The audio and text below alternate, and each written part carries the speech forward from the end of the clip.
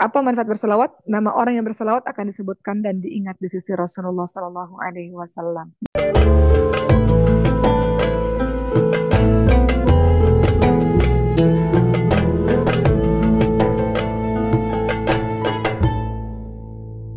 Ada seorang laki-laki berkata kepada Nabi SAW, ya Rasul, kapan hari kiamat tiba? Kemudian Rasulullah Shallallahu Alaihi Wasallam bertanya kembali kepadanya, apa yang sudah kamu hadapi untuk apa yang sudah kamu persiapkan untuk menghadapi hari kiamat? Maka laki-laki itu menjawab, cinta kepada Allah dan Rasulnya. Lalu Rasulullah Shallallahu Alaihi Wasallam menjawab, sesungguhnya engkau akan bersama dengan orang-orang yang engkau cintai. Hadis muttafaqun alaih. Jadi kalau engkau ingin bersama dengan orang-orang yang engkau cintai, uh, kalau engkau ingin di surga bertemu lagi dengan mereka, mereka adalah orang-orang yang engkau cintai saat ini. Rasulullah menjawab, cinta kepada Allah dan sesungguhnya engkau akan bersama-sama dengan orang yang kau cintai. Kalau kita mengaku cinta pada Rasul, maka kita harus tahu cara-cara untuk mencintai Rasul supaya kita bisa bersama dengan Rasul di hari akhir nanti. Setelah itu kita harus tahu bagaimana cara mencintai Nabi. Sebelum kita membahas tentang kisah tentang Nabi Muhammad SAW. Bagaimana cara kita mencintai Nabi? Pertama, ya harus berdoa terus supaya Allah anugerahi kita punya cinta kepada Nabi Muhammad SAW. Karena yang memberikan cinta di hati kita adalah Allah. Ya, jadi kalau orang lagi jatuh cinta itu nggak salah. Yang salah itu ketika mengaplikasikan cintanya di jalan yang tidak benar itu yang salah. Tapi cinta itu pemberian. Karena itu, bagaimana cara mencintai Nabi? Pertama, minta sama Allah kita bisa mencintai Nabi. Agar hati kita diberikan condong dengan Nabi. Kedua, bagaimana cara kita mencintai Allah?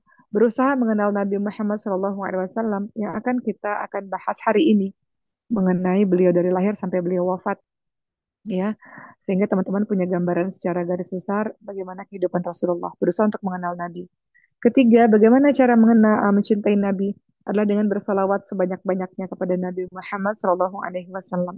Allahumma salli wa sallim wa barik alaihi. Allahumma salli ala Sayyidina Muhammad wa ala ali Sayyidina Muhammad dan lain-lain. Kemudian keempat, bagaimana cara kita mencintai Nabi adalah berziarah, datang ke kuburnya, datang ke masjidnya. Kalau ada rezeki, datanglah ke Masjid Nabawi dan berziarah kepada Rasulullah Shallallahu Alaihi Wasallam. Sekarang kita sudah tahu bahwa salah satu cara mencintai Nabi adalah dengan salawat. Nah, salawat itu apa sih manfaatnya? Manfaat salawat itu apa sih? Kenapa kita bersalawat, banyak bersalawat? Memangnya apa manfaatnya? Pertama, manfaat salawat kepada Nabi Muhammad SAW adalah bahwa Allah akan memberikan rahmat. Allah akan memberikan kasih sayang kepada kita. Dalam hadis riwayat Muslim dikatakan, barang siapa yang bersalawat kepadaku sekali, kata Rasulullah, maka Allah akan bersalawat kepadanya 10 kali. Maksudnya apa? Allah akan bersalawat kepadanya 10 kali. Maksudnya apa? Yang dimaksudkan itu adalah Allah akan memberikan dia rahmat. Allah akan berikan dia kasih sayang dan akan dilipat gandakan karena setiap satu kebaikan dibalas dengan 10-nya. 10 yang semisal 10 kali. Ya, sebagaimana surah Al-An'am ayat 160, Allah Subhanahu wa taala berfirman, A'udzu billahi minasyaitonir rajim, man jaa'a bil hasanati falahu 'asyru amsalihha. Barang siapa yang membawa amal baik, maka baginya 10 kali lipat amalnya, 10 kali lipat pahalanya balasannya. Rasulullah Shallallahu alaihi wasallam bersabda, barang siapa yang berselawat untukku sekali, maka Allah akan berselawat kepadanya 10 kali. Diampuni 10 dosa-dosanya, diangkat baginya 10 derajat. Jadi manfaat bersalawat kepada Nabi adalah apa? Manfaat bersalawat kepada Nabi Muhammad SAW. Pertama, Allah akan memberikan rahmat. Yang kedua, apa manfaat bersalawat kepada Nabi Muhammad SAW? Eh, Teman-teman lihat dulu sebentar ya sebelum kita membahas manfaat berikutnya. Kita lihat dulu dalam surah Al-Ahzab 56. Surah Al-Ahzab 56. Allah Subhanahu wa taala berfirman, "A'udzu billahi minasyaitonir rajim. Innallaha wa malaikatahu yusholluna 'alan nabi. Allahumma shalli ala sayyidina Muhammad wa ala ali sayyidina Muhammad. Ya ayyuhalladzina amanu shallu 'alaihi wa sallimu taslima." Dalam surah Al-Ahzab ayat ke-56, Allah Subhanahu wa taala berfirman, sesungguhnya Allah dan malaikat-malaikatnya bersalawat untuk Nabi. Allahumma shalli wa sallim mubarik alaihi. Wahai orang-orang beriman, bersalawatlah kamu kepada Nabi dan ucapkanlah salam penghormatan kepadanya. Jadi setiap kali teman-teman baca ayat ini, Al-Ahzab 59, innallaha wa malaikatu yusholluna ala nabi. Teman-teman berhenti dulu, teman-teman bersalawat dulu kepada Nabi. Allahumma shalli ala sayyidina Muhammad Muhammad, baru teman-teman baca lanjutan ayatnya. Bersalawat untuk Rasul-Rasulnya, maka hendaknya kita juga bersalawat untuk Nabi Muhammad SAW. Kenapa? Karena dengan beliaulah kita mendapatkan kemuliaan dunia dan akhirat ini. Karena beliaulah, dengan jasa beliaulah kita mengenal Islam sampai hari ini. Ya, jadi Allah Subhanahu Wa Taala mengabarkan tentang kepada hamba-hambanya mengenai kedudukan Nabi Muhammad SAW sebagai hamba dan Nabi Allah di tempat yang tertinggi. Sehingga malaikat-malaikat menyanjung-nyanjung Nabi Muhammad SAW. Malaikat terus mendoakan Nabi Muhammad SAW. Begitu pula Allah SWT memerintahkan pada makhluk yang ada di bumi ini untuk mengucapkan salawat, untuk mengucapkan salam pada Nabi Muhammad SAW. Makhluk di langit dan makhluk di bumi semuanya menyanjung-nyanjung Rasulullah SAW. Jadi yang pertama, kalau kita bersalawat manfaatnya akan mendapatkan rahmat dari Allah. Kedua, manfaat kalau kita bersalawat adalah kita akan mendapatkan syafaat, pertolongan dari Rasulullah SAW. Kata Rasulullah, barang siapa berselawat kepadaku atau meminta agar aku mendapatkan wasilah, ya, maka dia berhak mendapatkan syafaatku pada hari kiamat. Atau Rasul juga bersabda dalam hadis yang lain, perbanyaklah salawat kepadaku pada hari Jumat. Ini hari Jumat nih. Perbanyaklah bersalawat kepadaku pada hari Jumat, karena salawat umatku akan diperlihatkan padaku setiap hari Jumat. Barang siapa yang banyak bersalawat kepadaku, dialah yang paling dekat denganku pada hari kiamat nanti. Gitu ya, pada hari kiamat nanti. Ketiga, apa manfaat orang-orang yang gemar bersalawat? Nama orang yang bersalawat itu akan disebut-sebut dan akan diingat di sisi Rasulullah Shallallahu Alaihi Wasallam. Apa manfaat berselawat? Nama orang yang berselawat akan disebutkan dan diingat di sisi Rasulullah Sallallahu Alaihi Wasallam. Ya, kata Rasulullah, sesungguhnya selawat kalian akan diperdengarkan kepadaku. Contoh, kalau misalnya teman ada yang mengatakan, kamu dapat salam tuh dari si A. Besok kita bilang lagi, kamu dapat salam dari A. Kamu dapat salam dari A. Tiap hari dapat salam, dapat salam. Kan familiar namanya kan? Begitu pula dengan kita yang berselawat kepada Nabi Muhammad SAW, kata Rasul, sesungguhnya selawat kalian akan diperdengarkan kepadaku. Sesungguhnya Allah, kata Rasul dalam hadis riwayat An-Nasa'i dan Hakim, sesungguhnya Allah memiliki malaikat-malaikat yang berkeliling menyampaikan salam kepadaku dari umatku. Jadi Rasul tahu siapa-siapa orang yang gemar berselawat kepada Nabi Muhammad SAW. Keempat, apa manfaat orang yang berselawat kepada Nabi? Meneguhkan kedua kakinya di atas sirat, memudahkannya untuk melewatinya. Kata Rasulullah apa? Saya melihat seseorang di antara umatku merangkak di atas sirat dan kadang-kadang berpegangan. Lalu salawatnya untukku datang dan membantunya berdiri dengan kedua kakinya lalu menyelamatkannya. Jadi salawat itu bisa menyelamatkanmu di sirat. Ya. Sebaliknya celaan besar bagi orang-orang yang tidak bersalawat untuk Nabi Muhammad SAW. Apa kata Rasulullah dari Abu Hurairah radhiyallahu anhu? Celakalah kata Rasul. Orang yang jika namaku disebut di sisinya, dia tidak berselawat untukku. Celakalah seseorang. Dia memasuki bulan suci Ramadan, kemudian keluar dari bulan suci sebelum diampuni. Celakalah seseorang ketika kedua orang tuanya telah tua, tapi keduanya tidak memasukkannya ke dalam surga, nggak berbakti sama orang tua. Jadi di sini ada kalimat celakalah seseorang yang jika namaku disebut, namun tidak berselawat untukku. Ya, jadi bersalawat. Allahumma salli ala Muhammad wa ala ali Muhammad kama sallaita ala Ibrahim wa barik ala Muhammad wa ala ali Muhammad kama barakta ala Ibrahim wa ala ali Ibrahim innaka Hamidum Majid. Itu bagian dari salawat. Ya Allah, berikanlah salawat kepada Muhammad dan kerabatnya karena engkau memberikan salawat kepada Ibrahim dan kerabatnya. Sesungguhnya engkau yang maha terpuji, ya Allah, lagi maha mulia. Ya Allah, berikanlah keberkahan kepada Muhammad dan kerabatnya, karena engkau memberikan keberkahan kepada Ibrahim dan kerabatnya. Sesungguhnya engkau maha yang terpuji lagi maha mulia. Itu arti yang tadi kita baca ya. Doa yang teman-teman baca ketika teman-teman sholat ketika tasyahud awal maupun akhir, ketika tasyahud akhir ya. Baik, sekarang kita mulai membahas mengenai kehidupan Nabi Muhammad SAW. Teman-teman lihat dalam surah Al-Ahzab 21. Teman-teman tolong dicatat ya, karena ini banyak ayatnya, banyak nama, banyak peristiwa, banyak tanggal. Jadi teman-teman catat supaya teman-teman gak lupa. Teman-teman buat resume, sehingga teman-teman secara garis besar teman-teman tahu tentang kisah hidup Rasulullah. Dalam surah Al-Ahzab ayat 21, Allah Subhanahu wa taala berfirman, "A'udzubillahi minasyaitonirrajim. Laqad kana lakum fi Rasulillahi uswatun hasanatun liman kana yarjullaha wal yawmal akhir wa dzakarallaha katsira." Kata Allah Subhanahu wa taala, sesungguhnya telah ada pada diri Rasulullah suri teladan yang baik bagimu, bagi orang yang mengharapkan rahmat dari Allah Subhanahu wa taala dan kedatangan hari kiamat, dan dia banyak menyebut-nyebut Allah. Jadi Nabi Muhammad Shallallahu Alaihi Wasallam adalah suri tauladan bagi kita. Dalam surah Ali Imran ayat 31, teman-teman lihat. Jika kamu benar-benar mencintai Allah, ikutilah aku, ikutilah Rasulullah. Niscaya Allah akan mengampuni dosa-dosamu. Itu ya. Jadi itu mukadimah pembukaan mengenai bagaimana Rasulullah Shallallahu Alaihi Wasallam menjadi suri teladan bagi kita. Teman-teman pernah berpikir nggak, kenapa sih Nabi Muhammad itu terlahir dalam keadaan yatim? Nabi Muhammad kan punya ayah namanya Abdullah, punya ibu namanya. Nah, ketika ibunya mengandung, bapaknya atau suaminya meninggal, dan Nabi Muhammad SAW lahir dalam keadaan yatim.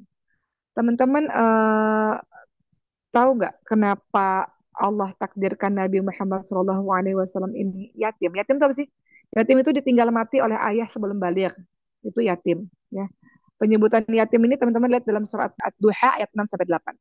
Maka beberapa pelajaran yang bisa diambil kenapa Nabi Muhammad lahir dalam keadaan yatim. Pertama adalah Rasulullah Shallallahu Alaihi Wasallam itu dilahirkan setelah ayahnya meninggal, ya kan? Ini adalah cobaan terberat bagi seorang anak. Cobaan terberat bagi seorang anak itu adalah ketika lahir dalam keadaan yatim.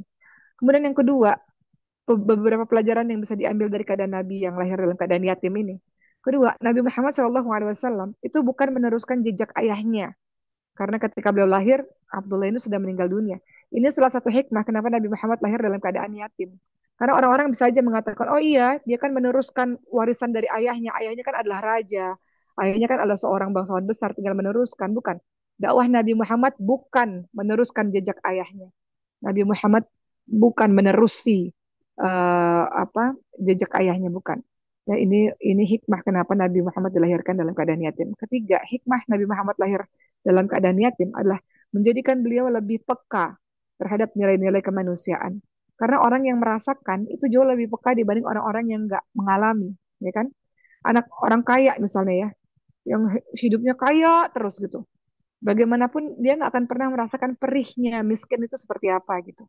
Maka Nabi Muhammad SAW sengaja dibuat Allah yatim supaya lebih peka dengan apa yang terjadi di sekitarnya, peka dengan nilai-nilai kemanusiaan.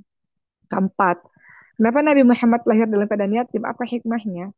Kehidupan Nabi Muhammad di usia belita sama ibunya, ya kan, tanpa ditemani ayah, menunjukkan peran ibu dalam mendidik anak luar biasa. Banyak sekali para nabi-nabi yang hidup bersama dengan ibunya, ya kan, seperti Nabi Ismail alaihissalam, Nabi Musa, Nabi Isa, itu semuanya menunjukkan peran ibu yang sangat luar biasa. Kemudian Allah SWT yang kelima menakdirkan Nabi Muhammad SAW sebagai anak yatim.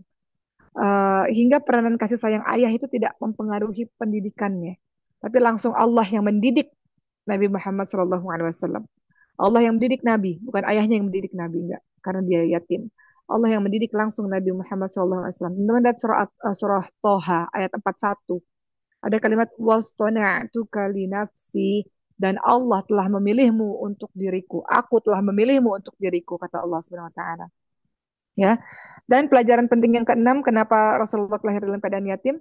Karena agar bisa menghibur anak-anak yatim lainnya. Bisa menghibur anak-anak yatim lainnya. Bukan bahwa menjadi yatim bukanlah sebuah musibah. Rasulullah adalah seorang anak yatim. Sekarang kita beranjak, Uma bahas agak cepat bicaranya karena ceritanya panjang, tapi Uma mau teman-teman catat supaya teman-teman bisa dapat gambaran tentang kisah hidup Rasul. Kita mulai dari kelahiran Nabi. Kelahiran Nabi Muhammad Shallallahu Alaihi Wasallam. eh, Ketika beliau lahir terjadi peristiwa-peristiwa besar, terjadi peristiwa-peristiwa yang penting. Pertama, apa? Padamnya api Majusi. Jadi orang-orang Persia di zaman dulu mereka menyembah api, dan api itu telah berkobar selama ribuan tahun. Ketika Nabi Muhammad SAW lahir, api itu padam. Kemudian istana raja di Persia, karena pada saat itu yang menguasai dunia itu Persia ya teman-teman semua. Pada saat itu istana raja di Persia mengalami guncangan yang hebat hingga runtuh, runtuh. Kemudian ketika Nabi Muhammad lahir, kondisinya dalam keadaan sujud, ya. Kemudian tubuhnya bersih dan telah dikhitan, wajahnya menghadap kepada Ka'bah, ya. Lalu diambillah bayi ini oleh Abdul Muthalib, oleh ya nama Abdul Muthalib kakeknya, dan dibawa ke Ka'bah dan diberikan nama Muhammad. Kebiasaan orang-orang Arab pada zaman itu adalah memberikan anak ini kepada ibu susu supaya ibu susunya bisa membawa ke desa karena desa itu udaranya masih segar gitu ya. Jadi seorang ibu susu bernama Halimatus Sa'diyah membawa bayi yang yatim ini menuju ke kampung halamannya dan disusui. Dan ketika Halimatus Sa'diyah menyusui bayi ini terjadi banyak sekali keberkahan-keberkahan seperti misalnya Halimatus Sa'diyah yang miskin, tiba-tiba hewan ternaknya banyak susunya, beranak pinak, kemudian uh, tanaman-tanaman tumbuh dengan subur. Sampai suatu ketika Nabi Muhammad sedang bermain-main dengan anak-anak Halimatus Sa'diyah lainnya di tepi sungai, tiba-tiba ada dua orang yang membelah dada Nabi Muhammad dan dicuci dengan air zam-zam. Kejadian ini diceritakan kembali oleh anak-anak Halimatus Sa'diyah kepada ibunya Halimatus Sa'diyah, dan ketika Halimatus Sa'diyah memeriksa dadanya Nabi Muhammad SAW, ternyata ada bekas potongan ya, bekas dibelah. Beliau takut, setelah beberapa tahun kemudian beliau kembalikan Nabi Muhammad kecil ini di bawah usia 6 tahun kepada Siti Aminah, ibunya. Nah, ketika Siti Aminah bersama dengan Nabi Muhammad diajaklah untuk berziarah ke kubur ayahnya. Di perjalanan menuju ke kubur ayahnya di dekat kota Madinah, sang ibu pun berpulang meninggal dunia. Nabi Muhammad SAW yatim piatu di usia 6 tahun. Pengasuhan diberikan kepada sang kakek yang bernama Abdul Muthalib. Diasuh sama sang kakek 2 tahun, lalu sang kakek meninggal ketika Nabi Muhammad berusia 8 tahun. Lalu Nabi Muhammad SAW diasuh oleh pamannya yang bernama Abu Thalib. Cerita ini berlanjut. Ini sejarah teman-teman semua, jadi teman-teman catat supaya teman-teman nggak lupa poin-poinnya. Pada usia 12 tahun, Nabi Muhammad SAW diajak untuk berdagang oleh Abu Thalib. Abu Thalib ini pamannya. Abu Thalib ini sang paman yang kemudian mengajak beliau berdagang ke negeri Syam. Sebelumnya Nabi Muhammad SAW itu belajar untuk menggembala. Seluruh nabi-nabi itu penggembala karena di situ cara Allah mendidik leadership dari para nabi. Umur 12 tahun, Abu Thalib mengajak Rasulullah atau Nabi Muhammad kecil ini menuju ke negeri Syam bersama dengan kafilah dagang lainnya, rombongan dagang. Di tengah perjalanan, eh, hal aneh terjadi karena awan-awan menaungi rombongan tersebut. Pohon-pohon seolah-olah bersujud dengan rombongan tersebut. Sampai mereka melewati satu tempat ibadah, ada seorang pendeta namanya Abu Hurairah dan memperhatikan dari jauh ada yang tidak biasa dari kelompok ini, maka Abu Hurairah mengajak ngobrol masalah dagang tersebut. Sampai kemudian Abu Hurairah melihat anak kecil yang bernama Muhammad ini dan diperiksalah bagian tubuhnya ternyata terdapat tanda kenabian. Jadi ada tanda kenabian yang memang ada di tubuh Rasulullah SAW. Maka Abu Hurairah mengatakan jangan lanjutkan pergi ke negeri Syam, pulanglah ke kota Mekah karena anak ini sudah diceritakan di kitab terdahulu dia adalah nabi terakhir. Ya jadi dari situlah Abu Thalib mulai memahami bahwa anak ini bukan anak yang biasa. Teman-teman tahu sepanjang hidup remajanya Rasulullah Shallallahu Alaihi Wasallam, Rasulullah digelari Al-Amin. Itu orang yang terpercaya, bicaranya terpercaya, perbuatannya terpercaya. Dan Allah SWT melindungi Nabi Muhammad dari kerusakan moral di masa remajanya. Nabi Muhammad seumur hidupnya tidak pernah minum khamar. Walaupun dulu Arab jahiliyah mereka minum khamar. Tidak pernah seumur hidupnya main judi. Tidak pernah seumur hidupnya datang ke acara-acara pesta-pesta musik. Nggak pernah. Karena Allah menidurkan Nabi Muhammad saat Nabi Muhammad mau datang ke pesta-pesta musik itu. Allah tidurkan Nabi Muhammad SAW. Jadi beliau sangat terjaga di masa remajanya. Di usia 25 tahun, Rasulullah SAW mulai melakukan perdagangan dengan Siti Khadijah. Jadi Siti Khadijah mendengar ada orang yang digelari Al-Amin. Siti Khadijah mau memperluas bisnisnya sampai ke negeri Syam. Siti Khadijah punya pembantu namanya Maisarah. Maisarah seorang laki-laki yang kemudian ditugaskan untuk bersama dengan Nabi Muhammad pergi ke negeri Syam. Sepanjang perjalanan, Maisarah sangat terkagum-kagum dengan akhlaknya Rasulullah. Teman-teman tahu cara mengenal orang itu ada 3 cara. Pertama, safar dengannya atau menjalankan perjalanan dengannya. Karena kalau orang dalam perjalanan itu biasanya terlihat aslinya. Kedua, bermalam dengannya. Ketiga, terlibat dalam urusan keuangan. Maka Maisarah melihat Rasulullah SAW luar biasa, akhlaknya terpuji luar biasa, dan perdagangannya untung. Ketika pulang kembali ke kota Mekah, maka Maisarah menceritakan tentang Rasulullah kepada Siti Khadijah. Siti Khadijah jatuh cinta dengan akhlak yang luar biasa. Ingat Siti Khadijah golongan bangsawan, seorang janda yang kaya raya, terhormat. Dia adalah ratunya para orang-orang Quraisy dan banyak orang ingin melamar Siti Khadijah. Tapi Siti Khadijah tidak mau, menolak. Pembesar-pembesar kafir Quraisy ingin melamar Siti Khadijah, Khadijah nggak mau. Namun Siti Khadijah lah yang mengatakan ingin menikah dengan Rasulullah. Beliau ceritakan perasaannya kepada sahabatnya Nafisah. dan kemudian beliau Nafisa menceritakan kepada keluarganya Nabi Muhammad dan mereka menikah. Perbedaan usia 15 tahun, lebih tua Siti Khadijah. Pernikahan yang dianugerahi 6 orang anak. Qasim, Abdullah, Zainab, Ruqayyah, Ummu Kulthum, Fatimah. Fatimah anak bungsu. Dua anak laki-laki meninggal di waktu kecil. Jadi pernikahan dengan Siti Khadijah menghasilkan 6 orang anak.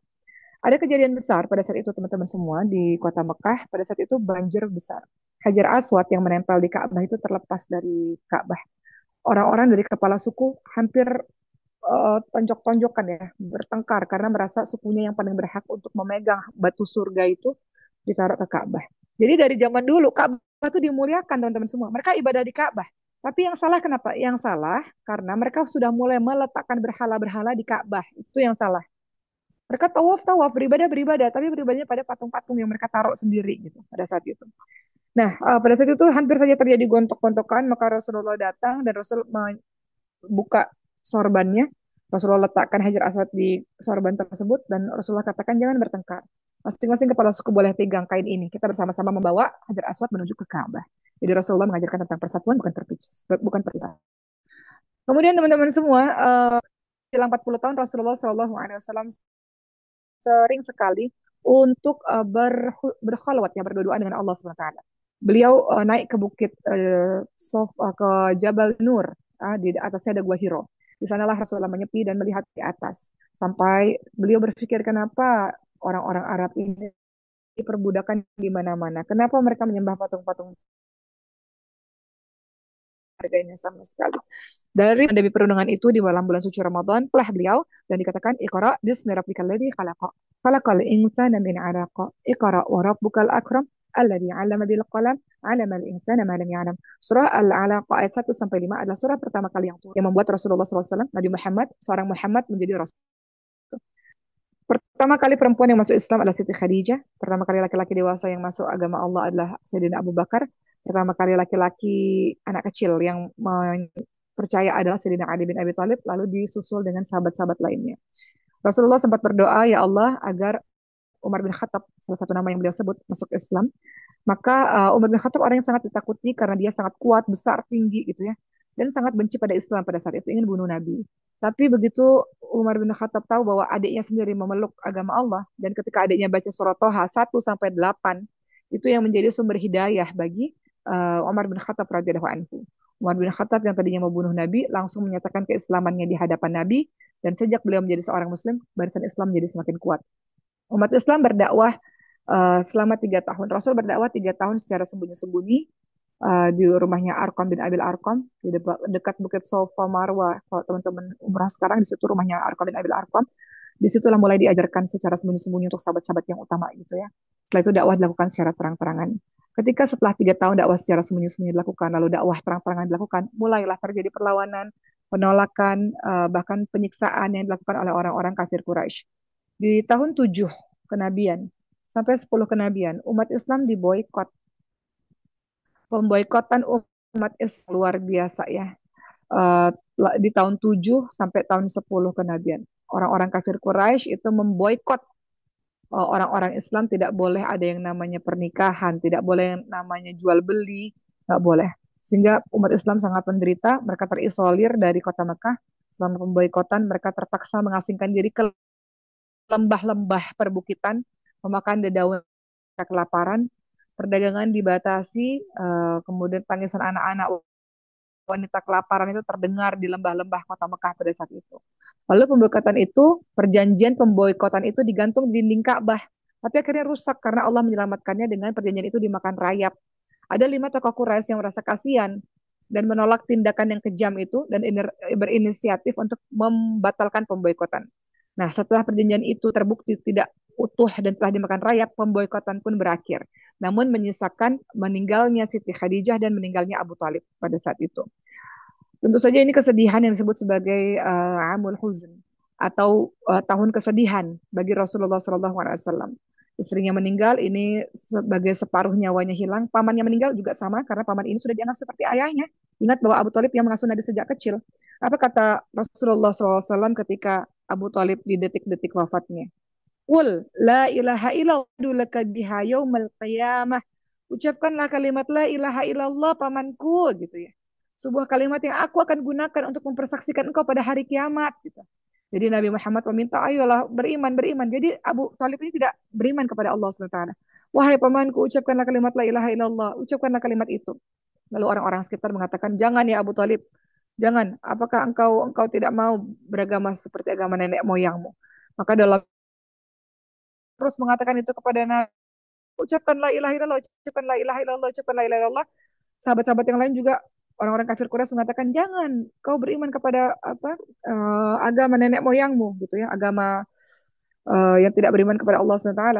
Maka kata Nabi Muhammad, demi Allah sungguh aku akan memohonkan ampunan untukmu ya pamanku selama aku tidak dilarang.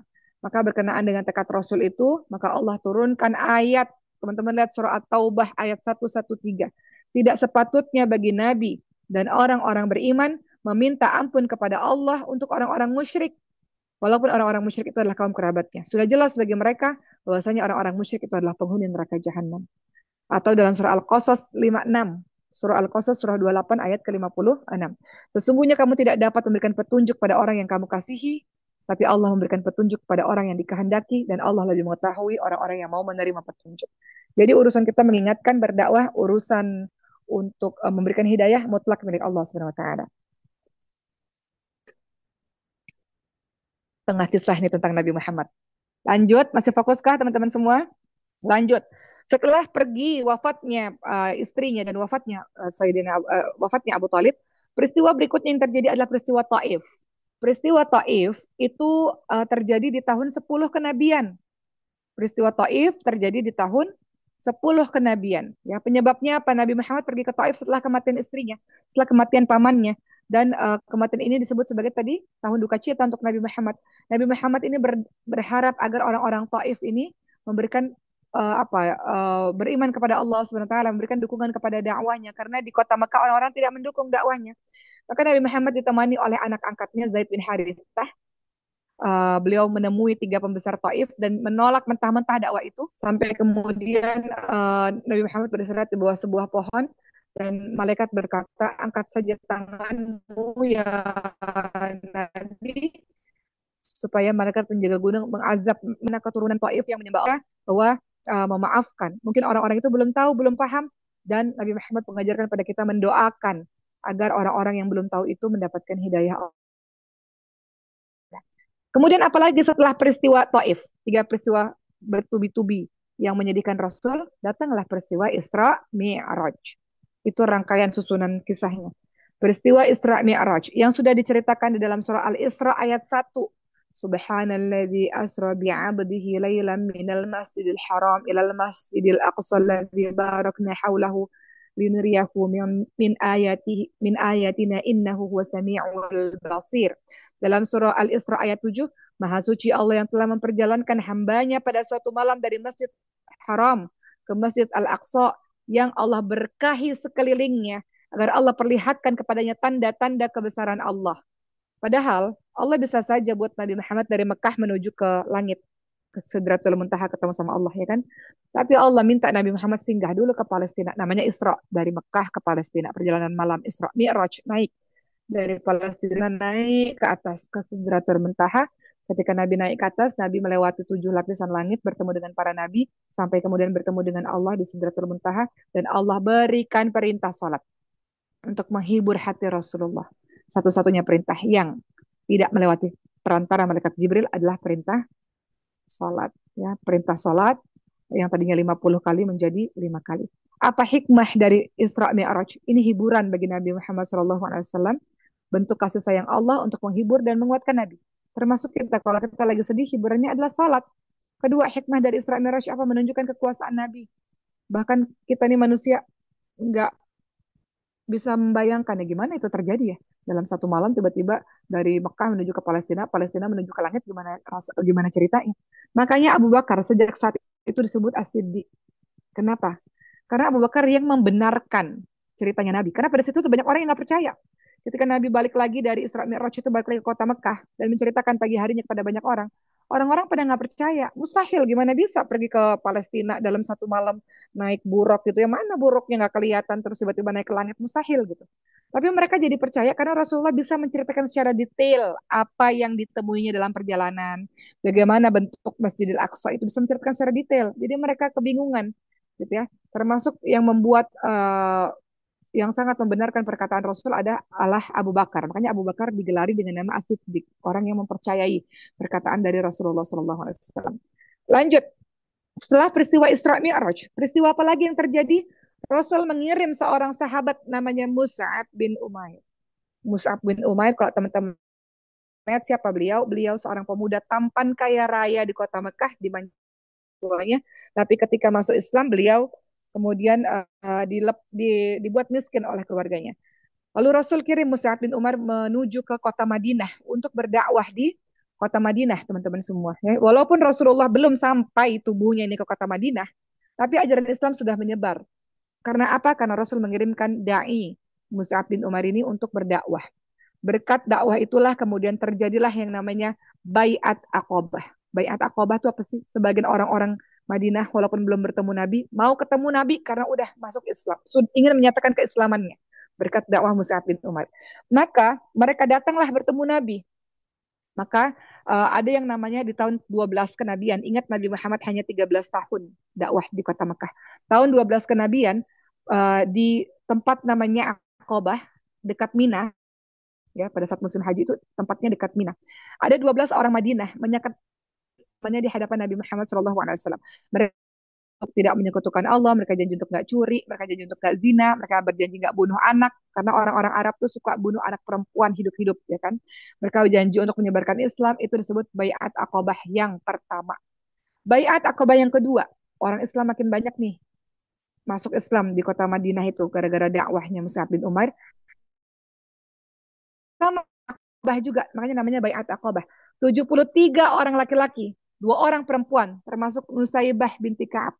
Nusaybah ini siapa nih? Ntar dalam perang Uhud dia yang jadi perisai Nabi. Ketika Nabi sudah dalam kondisi perempuan dan perisai Nabi sampai tusukannya banyak. Itu Nusaybah binti Ka'ab. Ya, yang termasuk 2 perempuan ini yang datang pada Baiat Aqabah yang kedua. Jadi, teman-teman konsentrasi ya karena kisahnya cukup panjang sejarahnya. Jadi, dalam tahun 13 kenabian itu ada 73 laki-laki dan 2 perempuan, termasuk di dalamnya Nusaybah binti Ka'ab, menyatakan keislamannya kepada Nabi dan berjanji untuk bela Nabi.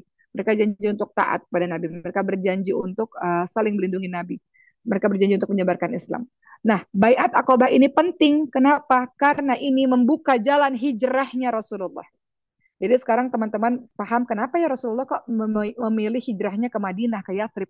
Orangnya belum nyampe, tapi kenapa memilih itu? Karena orang-orang sudah memeluk Islam bahkan sebelum Rasul datang ke sana. Jadi ini membuka jalan hijrah, membentuk masyarakat Madinah. Jadi Baiat Aqabah itu jadi dasar bagi pembentukan masyarakat Muslim di Madinah. Dan uh, dakwah Islam yang tadinya sembunyi-sembunyi menjadi terang-terangan. Nah, pada akhirnya mulailah setelah 13 tahun selesai periode Mekah, kita menuju ke Madinah. Maka orang-orang sudah berbondong-bondong berhijrah menuju ke Madinah karena di Mekah sulit. Di Mekah sangat sulit kondisinya. Pada saat itu Sayyidina Ali bin Abi Thalib tidur di rumahnya Rasulullah, pura-pura jadi Rasulullah. Orang-orang kafir Quraisy, pemuda-pemuda yang besar-besar sudah siap bunuh Nabi Muhammad. Sudah keluar duluan dengan Sayyidina Abu Bakar pergi ke Gua Tur. Jadi yang di dalam itu siapa? Sayyidina Ali bin Abi Thalib. Ya, merelakan dirinya dalam kondisi bahaya. Cintanya kepada Nabi Muhammad SAW luar biasa. Dengan Sayyidina Abu Bakar, mereka ke Gua Sur. Kisah ini juga terkenal sekali.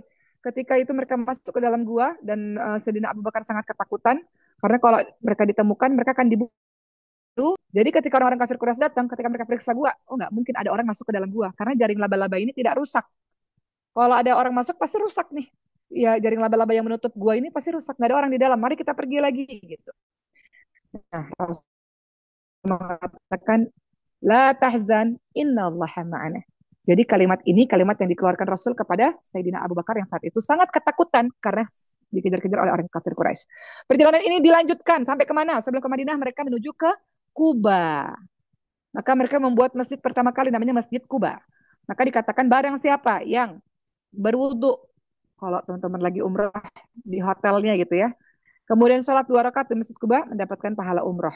Jadi ini masjid yang dibangun atas dasar takwa. Jadi masjid pertama yang dibangun Nabi Muhammad, Masjid Kuba. Lalu Rasulullah datanglah ke kota Madinah. Barulah orang-orang mengucapkan tala'al badaru alaina gitu kan dan seterusnya. Intaniyat turwada gitu kan. Jadi kalimat-kalimat itu dinyanyikan sebagai kata sambutan, penyambutan untuk Rasulullah Sallallahu Alaihi Wasallam. Rasulullah memilih untuk tidur di mana? Untanya Rasulullah berhenti di rumahnya Abu Ayyub Al Ansori. Siapa ini Abu Ayyub Al Ansori? Ini sahabat Nabi yang kuburannya ada di Istanbul. Kok bisa nyasar ke Turki? Gimana ceritanya? Karena ketika Abu Ayyub Al Ansori berusia tua 80 tahun, beliau ikut perang untuk membebaskan Konstantinopel. Konstantinopel sekarang Istanbul. Jadi kuburannya ada di Istanbul. Jadi kalau teman-teman ke Istanbul, teman-teman pasti ziarah ke kuburnya Abu Ayyub Al-Ansori, gitu ya. Tinggal di situ dalam beberapa bulan, lalu Rasulullah mendirikan Masjid Nabawi dan membuat Piagam Madinah.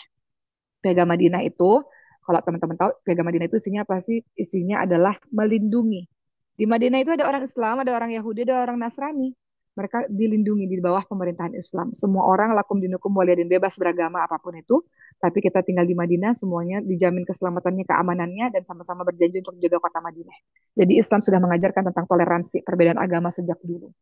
Kemudian apalagi? Umar langsung cepat, ya teman-teman semua. Umar ceritakan secara singkat dan padat perang-perang yang terjadi selama 10 tahun di kota Madinah. Karena periode dakwah 13 tahun di Mekah, 10 tahun di kota Madinah.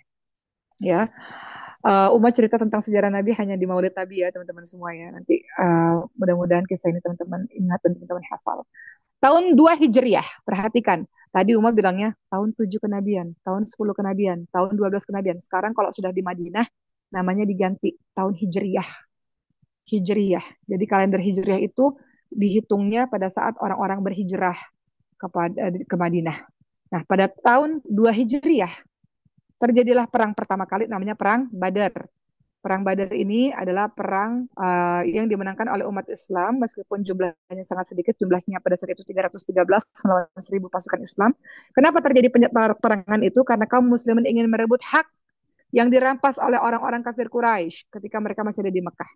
Jadi kaum muslimin pada saat itu melawan orang-orang kafir Quraisy yang berada di sebuah tempat namanya Badar. Dan Rasulullah berdoa semalaman supaya Allah bantu karena secara jumlah kecil dan secara peralatan perang itu sedikit. Jadi Rasulullah berdoa dan Allah turunkan ribuan malaikat untuk perang tersebut. Teman-teman lihat dalam surah Ali Imran 124 sampai 125 menyebutkan 3.000 sampai 5.000 malaikat Allah turunkan dalam perang Badar. Surah Al-Anfal ayat 9 menyebutkan 1.000 malaikat turun untuk membantu perang Badar. Ya, kemudian teman-teman lihat dalam surah Al-Anfal Ali Imran ayat 125 mereka Allah tolong dengan Allah kirim 5.000 malaikat. Jadi dari peristiwa Badar kita belajar bahwa dalam matematika manusia kadang-kadang nggak mungkin ini. Tapi kalau kata Allah terjadi, terjadi. Allah turunkan malaikat untuk membantu, ya ribuan malaikat membantu. Sehingga perang Badar dimenangi umat Islam. Setelah perang Badar sebenarnya tahun 2 Hijrah itu terjadi juga namanya perang Koinuko. Perang Koinuko ya, perang yang sebelumnya membuat perjanjian Bani Koinuko, orang-orang Yahudi ini, sebelumnya membuat perjanjian untuk tidak menyerang Rasul dan tidak menyerang kaum muslim. Tapi ternyata mereka mengingkari janji tersebut, ya. Sehingga singkatnya terjadilah perang Bani Koinuko. Termasuk perang Bani Koinuko itu terjadi juga karena apa? Ada seorang muslimah perempuan Islam belanja di pasar, roknya tersingkap, ya. Kemudian disingkap oleh orang Yahudi mungkin kalau pecahan gitu ya, dibuka-buka gitu roknya gitu. Nah, karena terlihat auratnya itu, sehingga muslimah ini minta tolong pada orang-orang muslim yang ada di sana. Kemudian pemuda muslim menolong perempuan sehingga terjadi pengkeroyokan dan terjadi berantem dan orang Yahudi itu meninggal. Nah, uh, kemudian pada akhirnya maaf, yang meninggal itu orang Islam ini, pemuda Islam ini pada akhirnya meninggal karena menolong kehormatan si perempuan ini. Itulah yang menyebabkan salah satunya terjadi perang Bani Koinuko. Lihat bagaimana Islam di seorang perempuan Islam itu begitu dihormati sampai-sampai ada orang yang menolongnya dan kemudian meninggal dunia, seluruh kaum muslimin pada akhirnya bergegas untuk mengepung Bani Koinuko sehingga perangan. Sama seperti kejadian pada hari kemarin. Ya, kemarin uh, sebagian rakyat Indonesia menyuarakan ya keinginannya, kemudian akhirnya uh, wafat satu, sudah tahu kisahnya, ya. Kemudian itu menimbulkan apa ya, simpati, empati dan kemarahan publik. Kira-kira sama dengan kisahnya Bayi Niko Inuko ini. Gara-gara ada satu muslim yang membela kehormatan perempuan muslimah, seluruh kaum muslim bergegas untuk mengepung Bayi Niko Inuko itu gitu, untuk menyatakan apa kemarahannya atas terbunuhnya satu orang ini gitu ya teman-teman semua. 3 Hijriah terjadi perang apa? Perang Uhud. Tahun 3 Hijriah terjadi perang Uhud. Ini perang pembalasan kafir Quraisy atas kekalahan di perang Badar. Seorang paman Nabi namanya Hamzah bin Abdul Muthalib dibunuh oleh seorang budak namanya Wahsy. Wahsy membunuh Hamzah bin Abdul Muthalib, dicabik-cabik jenazahnya, kemudian jantungnya dibelah dan jantungnya dimakan oleh wanita bernama Hindun, yang pembesar kaum kafir Quraisy. Hindun marah karena ayah dan keluarganya meninggal atau mati pada saat perang Badar. Ini yang membuat Rasul sangat terluka, termasuk Mus'ab bin Umair, orang yang sudah Nabi kirim itu, tangan kakinya ditebas oleh musuh dan mati syahid dalam perang Uhud. Makanya kalau teman-teman umroh, teman-teman datang ke Bukit Uhud, teman-teman ziarah ke kubur, salah satunya kubur Mus'ab bin Umair. Beliau syuhada, syahid. Tahun 5 Hijriah terjadi perang Khandaq. Perang Khandaq itu apa? Kaum muslimin menggali parit di sekitar Madinah. Teman melewati masjid namanya Masjid Khandaq ya. Kaum muslim menghadang musuh yang terdiri dari kafir Quraisy, Yahudi, ya, mereka mau masuk kaum Islam ini yang di Madinah, mereka menggali parit yang besar sehingga orang musuh tidak bisa Madinah. Perang Khandaq di Madinah terjadi perjanjian namanya Hudaibiyah. Rasul mimpi bahwa Rasul bisa datang ke Ka'bah. Rasul ingin ibadah, rindu ingin pulang ke kampung halaman. Namun ternyata sudah sampai di tempat namanya Hudaibiyah, orang-orang kafir Quraisy tidak mengizinkan. Setelah perjanjian Hudaibiyah, di mana mereka buat kesepakatan. Kesepakatannya isinya apa? Bahwa kedua belah pihak menghentikan peperangan selama 10 tahun. Ya, itu salah satu isinya yang ternyata dilanggar sendiri oleh orang-orang kafir Quraisy. Sehingga itu yang menyebabkan nantinya orang-orang Islam menyerang atau membersihkan berhala-berhala di kota Mekah karena orang-orang kafir Quraisy telah melanggar perjanjian Hudaibiyah. Berikutnya, tahun ke-7 Hijriah, terjadi perang namanya Perang Khaybar. Perang Khaybar. Perang ini berlangsung setelah perjanjian Hudaibiyah. Apa penyebab perang Khaybar? Pengkhianatan, pelanggaran perjanjian oleh orang-orang Yahudi yang bersekongkol dengan musuh-musuh Islam. Ya, tadi kan di kota Madinah kan orang-orang Yahudi, orang Nasrani dilindungi kan. Namun mereka ini pada akhirnya ada orang-orang yang kemudian bersekongkol dengan musuh-musuh, mereka menghasut orang-orang Arab ya untuk melanggar perjanjian-perjanjian sehingga ini menjadi ancaman serius bagi stabilitas Madinah pada saat itu. Terjadilah perang Khaybar yang pada saat itu pula ada seorang wanita Yahudi yang meracuni Nabi lewat daging kambing. Itulah yang menyebabkan Nabi demam dan meninggal dunia nanti pada di tahun 10 Hijriah. Sekarang kita masuk terakhir teman-teman semua. Detik-detik, oh maaf, tahun ke-8 Hijriah itu ya terjadi peristiwa namanya Fatu Mekah. Setelah 7 Hijriah terjadi perang Khaybar, 8 Hijriah terjadi peristiwa Fatu Mekah. Fatu Mekah ini apa sih? Fatu Mekah ini artinya pembebasan atau penaklukan Mekah. Terjadi di bulan Ramadan tahun 8 Hijriah. Nabi Muhammad bersama dengan 10.000 pasukan umat Islam dari Madinah itu mereka datang ke kota Mekah dan membersihkan berhala-berhala. Ini damai, tidak ada pembunuhan, tidak ada. Ya, membersihkan apa berhala-berhala dan kemudian semua orang berbondong-bondong masuk Islam termasuk Abu Sufyan, Hindun yang tadi makan jantungnya Hamzah bin Abdul Muthalib dan Wahsy. Ketika berhadapan dengan Wahsy, Rasul menerima keislaman Wahsy, Rasul memaafkan Wahsy, namun Rasul tidak mampu untuk menatap wajah Wahsy lagi karena terbayang bagaimana Wahsy mencabik-cabik jasad sang paman Hamzah bin Abdul Muthalib. Dari kisah ini kita bisa belajar bahwa memaafkan itu harus, perkara nggak sementara waktu tidak ada masalah. Dibandingkan kita harus mengingat luka kita kembali. Ya. Nah, dari ini Mekah menjadi negeri Islam, menandai berakhirnya periode hijrah dari Mekah ke Madinah. Ya, di sini terjadi pengampunan seluruh penduduk Mekah yang dulu memusuhi Nabi. Ya, teman-teman lihat surah Yusuf ayat 92 gitu ya. Terjadi pengampunan seluruh musuh dan semua orang berbondong-bondong masuk Islam. Inilah puncak kemenangan dakwah Nabi. Fathu Mekah tahun 8 Hijriah, ya, menjadi puncak keberhasilan dakwah Nabi Muhammad SAW, sehingga banyak. Terakhir, penutup pada hari ini, Haji Wada pada tahun 10 Hijriah, pada bulan Dzulhijjah, Nabi Muhammad SAW menyampaikan pesan-pesan, ya, dalam surah Al-Maidah ayat 3 ada kalimat Al-yawma akmaltu lakum dinakum wa atmamtu alaikum ni'mati wa raditu lakum wal Islam madina.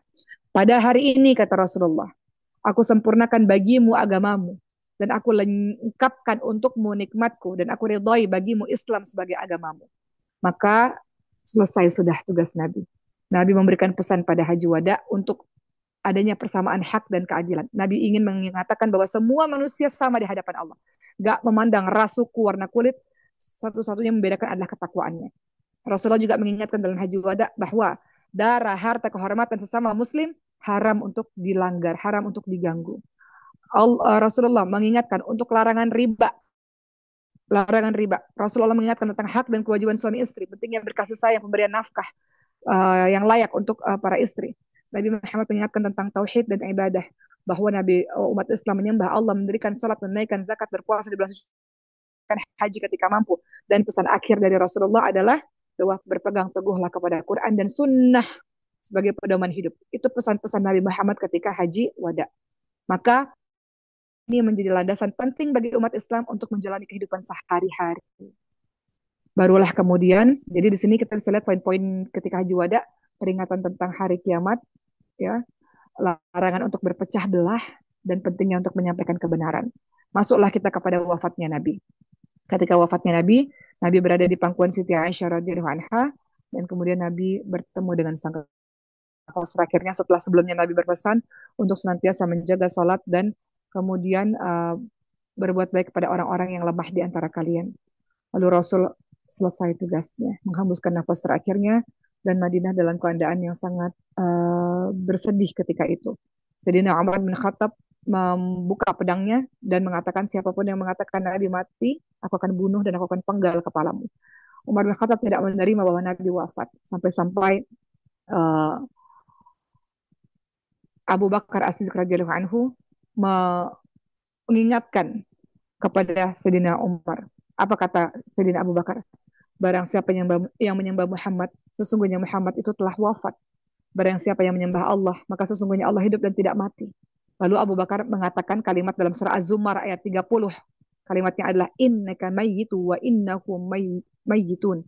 Sesungguhnya kamu akan mati dan mereka akan mati. Dan Abu Bakar juga membaca surah Ali Imran 144. Muhammad hanyalah seorang rasul. Sungguh telah berlalu sebelumnya ada rasul-rasul. Apakah kalau Muhammad wafat, kau akan murtad? Ya, jadi Sayyidina Abu Bakar bertanya kepada Umar bin Khattab, barang siapa yang murtad, maka dia tidak mendapatkan kemudaratan bagi Allah sedikit pun. Dan Allah akan memberikan balasan pada orang-orang yang bersyukur, yang tetap dalam keimanannya. Maka dari situlah Umar bin Khattab tertunduk dan menangis dan menyadari bahwa Rasulullah telah tiada untuk selama-lamanya. Selesai sudah kisah kita pada hari ini, teman-teman semua. Rasul sudah meninggalkan kita dalam keadaan iman Islam telah sempurna. Tinggal Rasul itu pernah berkata semasa hidupnya, aku merindukan perjumpaan dengan saudara-saudaraku, kata para sahabat. Apa maksudmu ya Rasulullah? Kami dan saudara-saudaramu. Maka Rasul berkata, tidak, saya merindukan perjumpaan dengan saudara-saudaraku, yaitu mereka semua yang tidak pernah melihatku, tapi mereka beriman kepadaku. Maka Rasul merindukan perjumpaan dengan kita.